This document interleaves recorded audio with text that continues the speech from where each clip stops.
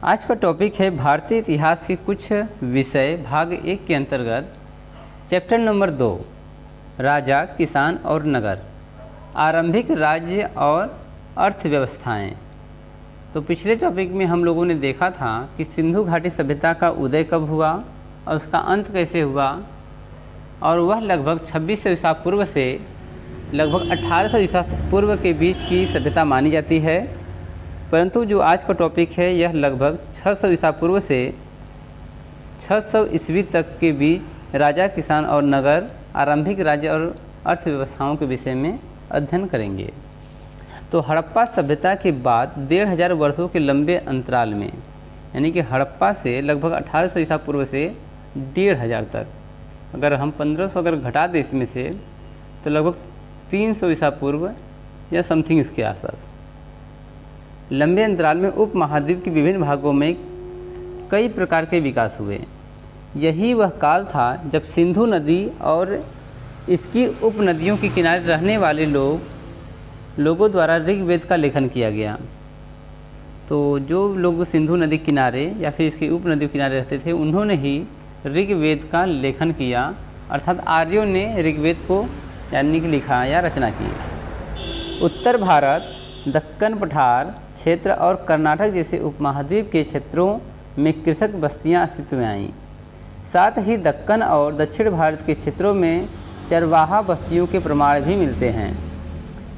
ईसा पूर्व पहली सहस्राब्दी के दौरान मध्य और दक्षिण भारत में शवों के अंतिम संस्कार के नए तरीके भी सामने आए। तो यहाँ पर पहली सहस्राब्दी, इसका अर्थ है कि 1000 ईसा पूर्व के आसपास, जिसमें महापाषाण के नाम से ख्यात पत्थरों के बड़े बड़े ढांचे मिले हैं। कई स्थानों पर पाया गया कि शवों के साथ विभिन्न प्रकार के लोहे के बने उपकरण और हथियारों को भी दफनाया जाता था।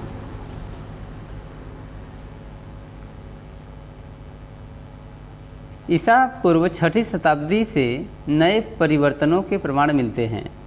शायद इनमें सबसे ज़्यादा मुखर आरंभिक राज्यों, साम्राज्यों और रजवाड़ों का विकास है।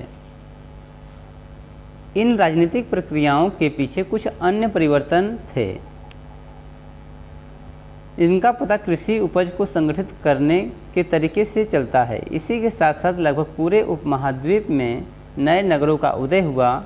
इतिहासकार इस प्रकार के विकास का आकलन करने के लिए अभिलेखों, ग्रंथों, सिक्कों और चित्रों जैसे विभिन्न प्रकार के स्रोतों का अध्ययन करते हैं।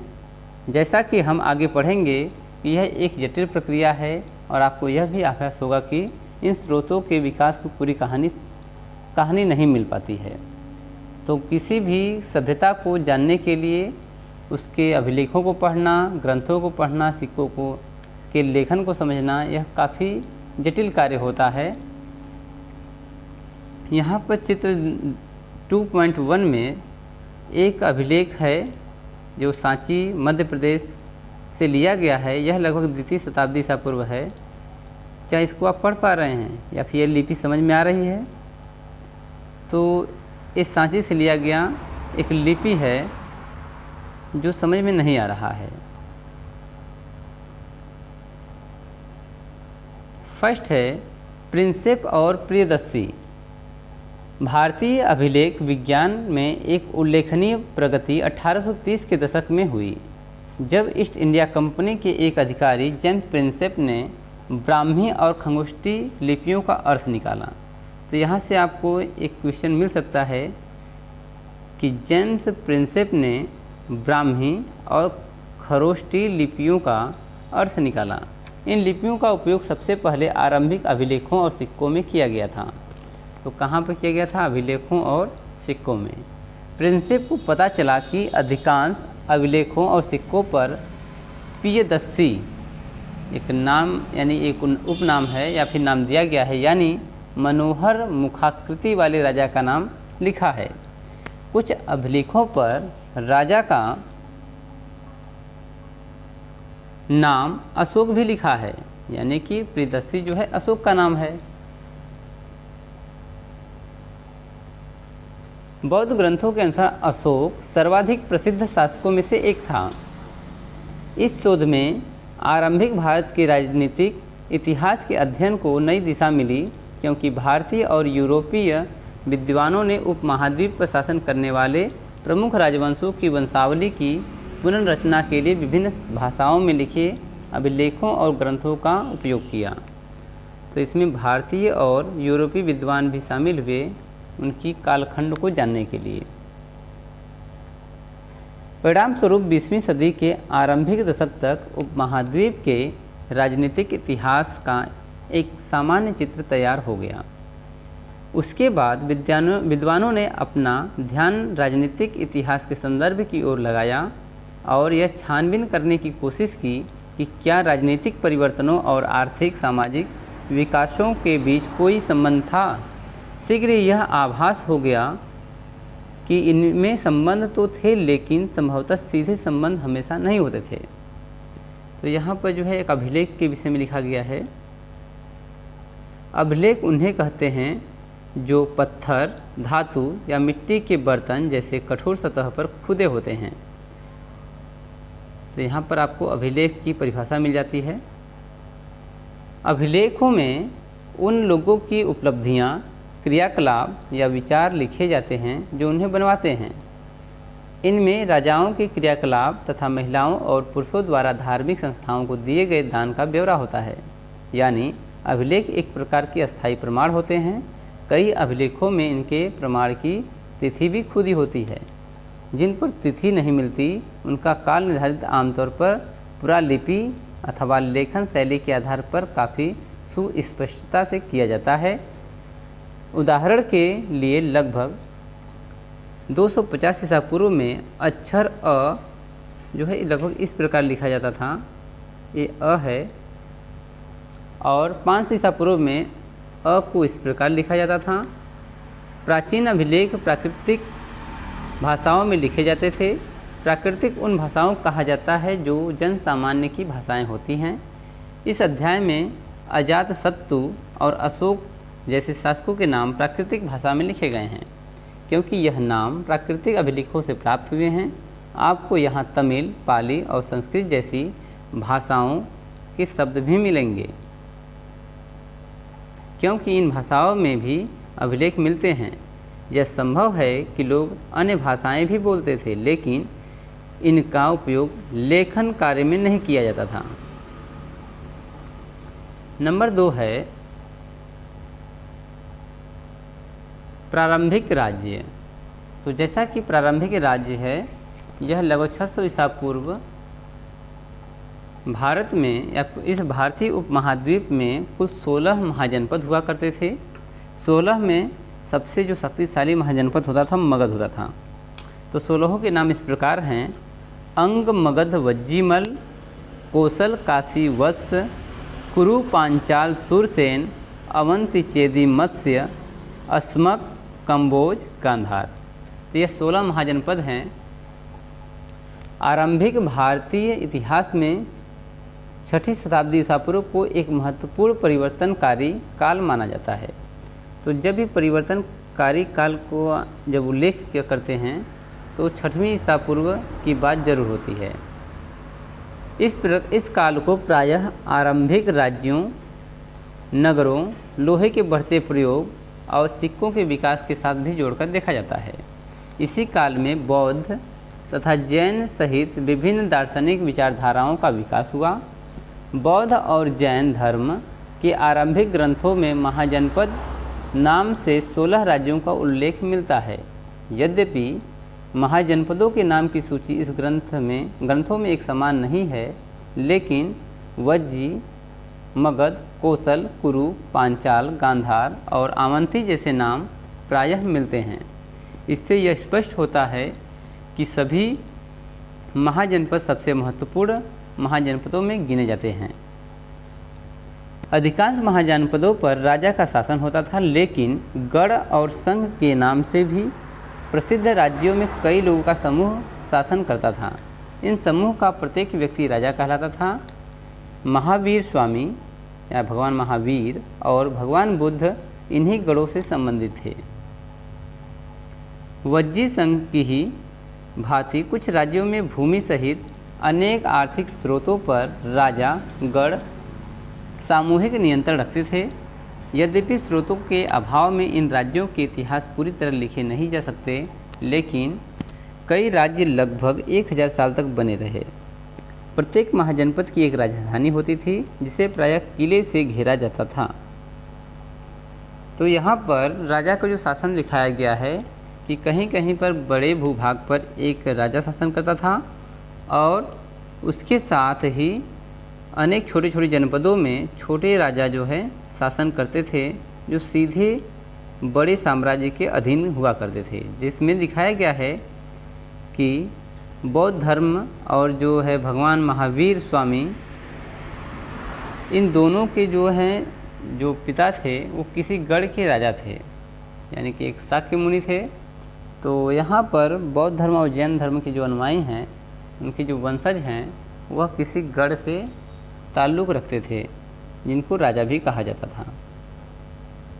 गढ़ जो है छोटे प्रांतों में या फिर छोटे जनपदों को कहा जाता था, जिनका संचालन राजा ही करते थे, परंतु उनका सीधा नियंत्रण जो है बड़े महाजनपदों से होता था। जनपद का अर्थ दिया गया है एक ऐसा भूखंड है जहाँ पर कोई जन यानी लोग, कुल या जनजाति अपना पांव रखता है अथवा बस जाता है। इस शब्द का उपयोग या प्रयोग प्राकृतिक व संस्कृत दोनों में मिलता है। जनपद यानी जन का मतलब लोगों के द्वारा रहने का स्थान, यानी जहाँ पर लोग रहने लगते हैं। किलेबंद राजधानियों के रखरखाव और आरंभिक सेनाओं और नौकरशाही के लिए भारी आर्थिक स्रोत की आवश्यकता होती थी। तो यहाँ पर जो है 16 महाजनपद हैं, जिनमें से अंग, मगध, वज्जी, मल, कोसल, काशी जहाँ से हम लोग ताल्लुक़ रखते हैं, वत्स, कुरु, पांचाल, सुरसेन, अवंती, चेदी, मत्स्य, अस्मक,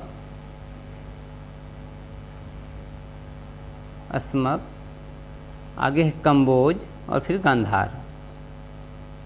तो यहाँ 16 महाजनपद यहाँ पर दिखाए गए हैं।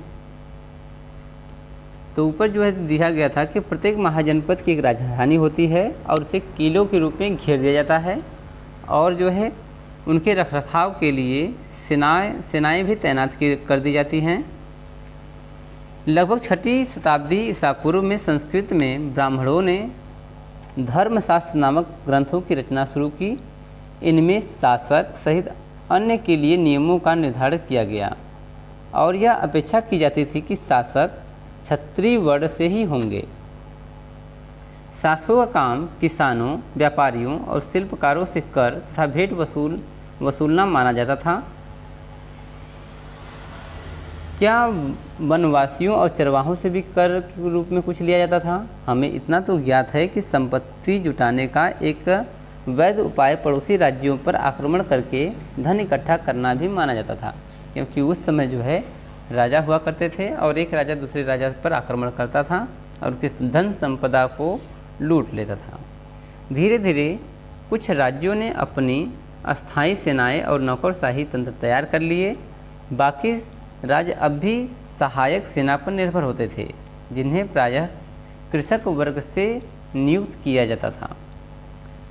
एक यहाँ पर फैक्ट दिया है, ओलिगार्की या समूह शासन उसे कहते हैं जहाँ सत्ता पुरुषों के एक समूह के हाथ में होती है।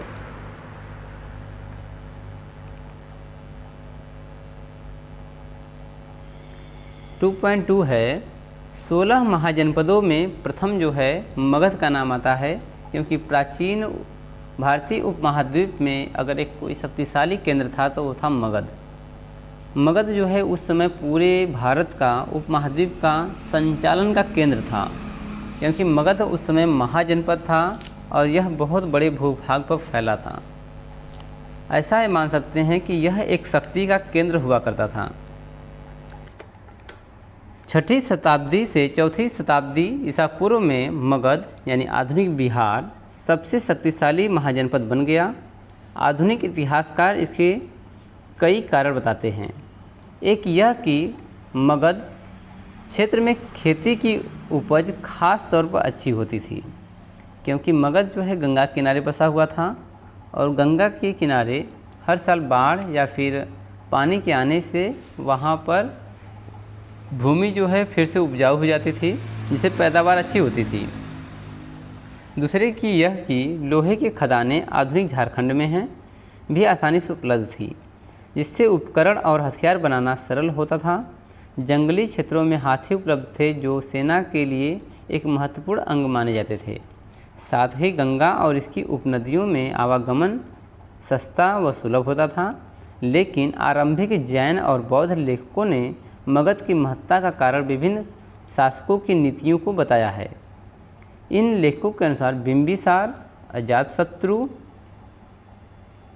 बिंबिसार, अजातशत्रु और महाजनपद और महापद्मनंद ये बहुत प्रमुख ही राजा हुआ करते थे उस समय प्राचीन काल के। तो महापद्मनंद जो है नंद वंश का शासक थे। जैसे प्रसिद्ध राजा अत्यंत महत्वाकांक्षी शासक थे और इनके मंत्री उनकी नीतियां लागू करते थे। तो इनके विषय में भी हम चर्चा करेंगे, परंतु नेक्स्ट टॉपिक में जब भी तैयारी करवाएंगे इसके बाद। प्रारंभ में राजगाह, जिसे राजगीर भी कहा जाता है, आधुनिक बिहार का राजगीर का प्राकृतिक नाम है राजगाह, मगध की राजधानी थी।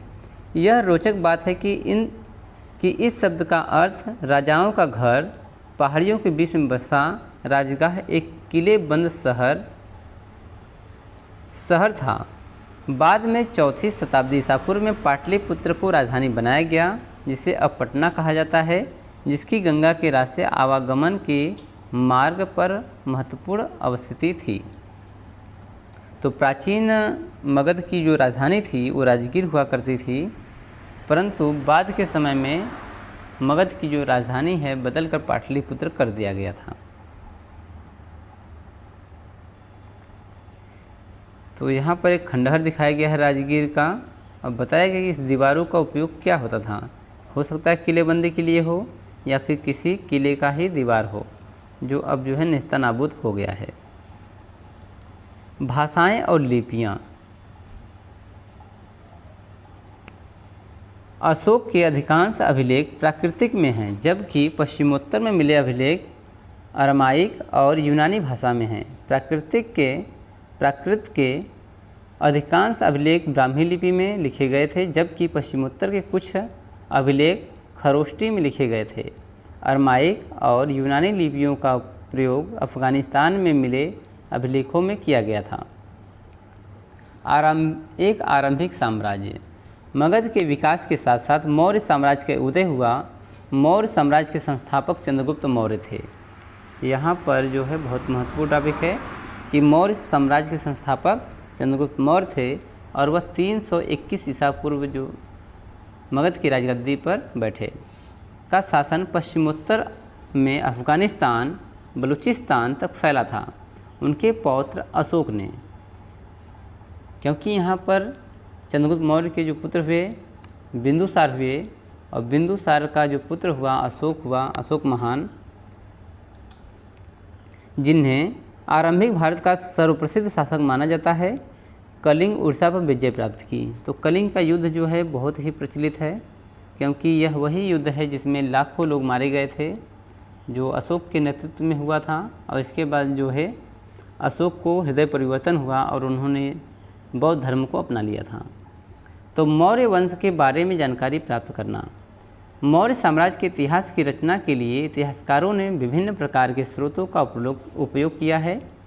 इनमें पुरातात्विक प्रमाण भी शामिल हैं, विशेषतया मूर्तिकला।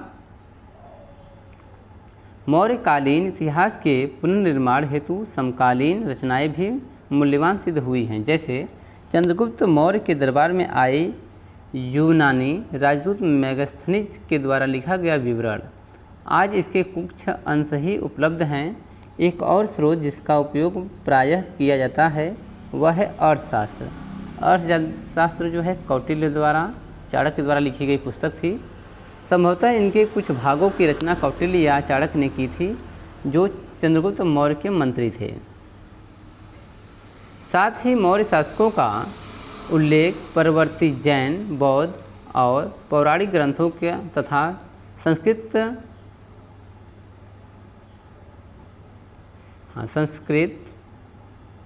वाङ्मय में मिलता है। यद्यपि उक्त साक्ष्य बड़े उपयोगी हैं, लेकिन पत्थरों और स्तंभों पर मिले अशोक के अभिलेख प्रायः सबसे मूल्यवान स्रोत माने जाते हैं। अशोक वह पहला सम्राट था जिसने अपने अधिकारियों और प्रजा के लिए संदेश प्राकृतिक पत्थरों और पालिश किए हुए स्तंभों पर लिखवाए। अशोक ने अपने अभिलेखों के माध्यम से धम्म का प्रचार किया।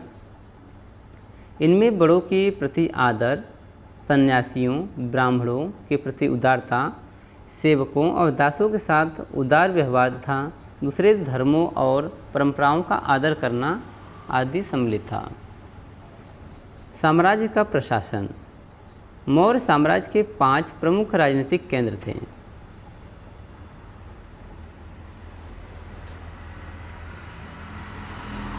राजधानी पाटलिपुत्र थी और 4 प्रांतीय केंद्र तक्षशिला, उज्जैनी, तोसली, सुवर्णगिरी, इन सब का उल्लेख अशोक के अभिलेखों में किया गया है। यदि हम इन अभिलेखों का परीक्षण करें तो पता चलता है कि आधुनिक पाकिस्तान के पश्चिमोत्तर सीमांत प्रांत से लेकर आंध्र प्रदेश, उड़ीसा और उत्तराखंड तक हर स्थान पर एक जैसे संदेश उत्कीर्ण किए गए थे।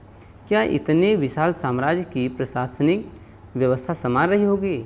इतिहासकार अब इस निष्कर्ष पर पहुँचते हैं कि ऐसा संभव नहीं था। साम्राज्य में शामिल क्षेत्र बड़े, विविध और भिन्न भिन्न प्रकार के थे। कहाँ अफगानिस्तान के पहाड़ियाँ और कहाँ उड़ीसा के तटवर्ती क्षेत्र। यह संभव है कि सबसे प्रबल प्रशासनिक नियंत्रण साम्राज्य की राजधानी तथा उनके आसपास का प्रांतीय केंद्र पर रहा हो। इन केंद्रों का चयन बड़े ध्यान से किया गया। तक्षशिला और उज्जैनी दोनों लंबी दूरी वाले महत्वपूर्ण व्यापार मार्ग पर स्थित थे, जबकि सुवर्णगिरी अर्थात सोने के पहाड़ कर्नाटक में सोने की खदान के लिए उपयोगी था। यहाँ पर आपको मैप में दिखाया गया है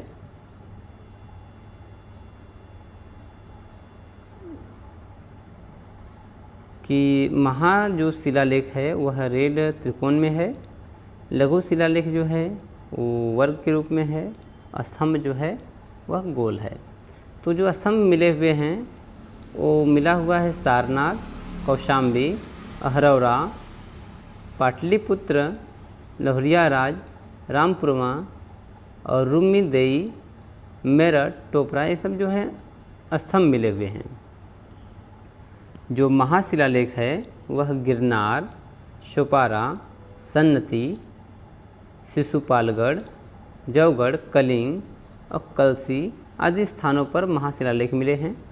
और जबकि लघु शिलालेख जो है यह दक्षिण भारत के प्रांतों में तथा उत्तर भारत में मिला है, जैसे बहपुर, बैराट, भाबरू, गावीमठ, पालकीगुंडू, जंती रामेश्वर, सिद्धपुर, ब्रह्मगिरी, नित्तूर, राजूमंगलगिरी, उदलेगु ग्राम, ये सभी जो हैं लघु शिलालेख हैं।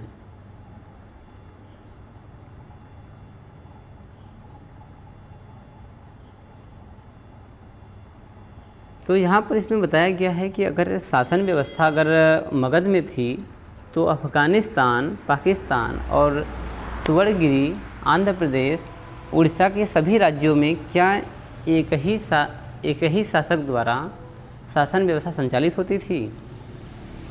साम्राज्य के संचालन के लिए भूमि और नदियों दोनों मार्गों से आवागमन बना रहना अत्यंत आवश्यक था। राजधानी से प्रांतों तक जाने में कई सप्ताह या महीनों का समय लगता होगा। इसका अर्थ यह है कि यात्रियों के लिए खान पान की व्यवस्था, उनकी सुरक्षा भी करनी पड़ती होगी। यह स्पष्ट प्रतीत होता है कि सेना सुरक्षा का एक प्रमुख माध्यम रही होगी। मेगास्थनीज ने सैनिक गतिविधियों का संचालन के लिए एक समिति, 6 उपसमितियों का उल्लेख किया है। इनमें से एक का काम नौसेना का संचालन करना था, दूसरी यातायात और खान पान का संचालन करती थी, तीसरी का काम पैदल सैनिकों का संचालन, चौथी अश्वारोहियों, पाँचवीं रथारोहियों, छठी का काम हाथियों का संचालन करना था। दूसरी उपसमिति का दायित्व विभिन्न प्रकार का था।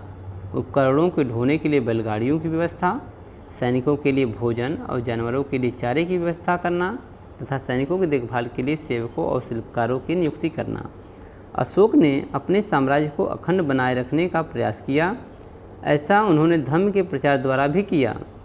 जैसा कि हमने अभी ऊपर पढ़ा, धम्म के सिद्धांत बहुत ही साधारण और सार्वभौमिक थे। अशोक के अनुसार धम्म के माध्यम से लोगों का जीवन इस संसार में और उनके बाद के संसार में अच्छा रहेगा। धम्म के प्रचार के लिए धम्म महामात्र नाम से विशेष अधिकारियों की नियुक्ति की जाती थी। तो यहाँ पर दिया गया कि सम्राट के अधिकारी क्या क्या काम करते थे। मेगस्थनीज के विवरण का एक अंश दिया गया है। साम्राज्य के महान अधिकारियों में से कुछ नदियों की देखरेख, भूमि का मापन काम करते थे, जैसा कि मिस्र में होता था। कुछ प्रमुख नहरों से उपनहरों के लिए छोड़े जाने वाले पानी के मुखद्वार का निरीक्षण करते थे, ताकि हर स्थान पर पानी की समान पूर्ति हो सके। यही अधिकारी शिकारियों का संचालन करते थे। शिकारियों के कृत्यों के आधार पर उन्हें इनाम या दंड देते थे। वे कर वसूली करते थे और भूमि से जुड़े सभी व्यक्तियों का निरीक्षण करते थे। साथ ही लकड़हारों, बढ़ई, लोहारों और खननकर्ताओं का निरीक्षण भी किया करते थे। नेक्स्ट टॉपिक है मौर्य साम्राज्य कितना महत्वपूर्ण था। 19वीं सदी में जब इतिहासकारों ने भारत के आरंभिक इतिहास की रचना शुरू की, तो मौर्य साम्राज्य को इतिहास का एक प्रमुख काल माना गया। इस समय भारत ब्रिटिश साम्राज्य के अधीन एक औपनिवेशिक देश था। 19वीं और आरंभिक 20वीं सदी के भारतीय इतिहासकारों को प्राचीन भारत में एक ऐसे साम्राज्य की संभावना बहुत चुनौतीपूर्ण तथा उत्साहवर्धक लगी। साथ ही प्रस्तर मूर्तियों सहित मौर्यकालीन सभी पुरातत्व एक अद्भुत कला के प्रमाण थे, जो साम्राज्य की पहचान माने जाते थे। इतिहासकारों को लगा कि अभिलेखों पर लिखे संदेश अन्य शासकों के अभिलेखों से भिन्न हैं। इसमें उन्हें यह लगा कि अन्य राजाओं की अपेक्षा अशोक एक बहुत शक्तिशाली और परिश्रमी शासक थे। साथ ही वे बाद के उन राजाओं की अपेक्षा विनीत भी थे, जो अपने नाम के साथ साथ बड़ी बड़ी उपाधियां जोड़ते थे। इसलिए इसमें कोई आश्चर्यजनक बात नहीं थी। 20वीं सदी के राष्ट्रवाद नेताओं ने भी अशोक को प्रेरणा का स्रोत माना।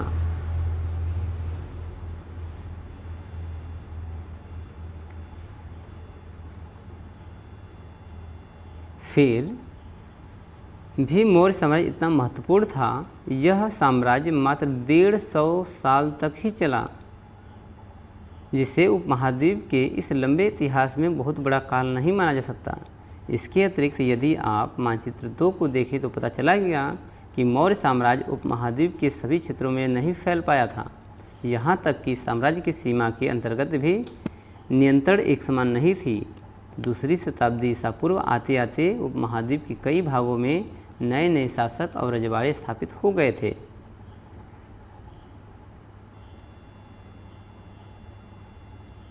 दोस्तों, सेना के लिए हाथी पकड़ना ये थोड़ा सा दिया गया। अर्थशास्त्र में सैनिक और प्रशासनिक संगठन के बारे में विस्तृत विवरण मिलते हैं। मिसाल के तौर पर हाथी को पकड़ने के उपाय के बारे में उसमें यह लिखा है कि हाथी वनों के संरक्षक, हाथियों को पालने वाले लोगों, हाथी के पैरों में जंजीर बांधने वाले लोगों, सीमा रक्षकों, वनवासियों और महावतों के साथ मिलकर 5 से 7 हाथियों की मदद से जंगली हाथियों द्वारा गिराए गए मलमूत्र को पहचानते हुए उन्हें पकड़ने का काम करते थे। यूनानी स्रोतों के अनुसार मौर्य सम्राट के पास 6 लाख पैदल सैनिक, 30,000 घुड़सवार और 9,000 हाथी थे। कुछ इतिहासकार इस विवरण को अतिशयोक्तिपूर्ण मानते हैं, अर्थात ये झूठा मानते हैं, परंतु यह कितना सत्य है यह अभी भी क्लियर नहीं है। दोस्तों, नेक्स्ट वीडियो में हम देखेंगे कि राजधर्म के नवीन सिद्धांत क्या थे, अर्थात दक्षिण के राजा और सरदारों के विषय में अध्ययन हम नेक्स्ट टॉपिक में करेंगे। तो दोस्तों आपको वीडियो पसंद आया होगा, चैनल को लाइक कीजिए, सब्सक्राइब कीजिए। धन्यवाद।